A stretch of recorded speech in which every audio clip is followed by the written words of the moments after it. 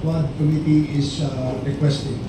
For the DIBM, PNP, Mr. Chairman, they have already submitted all the documents required from them during the last hearing. Thank you, DIBM, PNP. Now, PIDEA was ordered to study on the origin of the draft list, first, second, and third list. And for the information of everyone, we have now DG Lasso, and if given the time, they will present it today in the open public hearing, Mr. Chairman.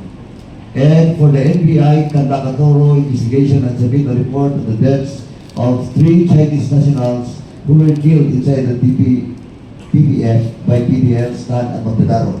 I think it is still ongoing, but please, NBI, submit to this committee a written report on that in today's, before the end of today's hearing. Yes, Chairman. Now, with regards to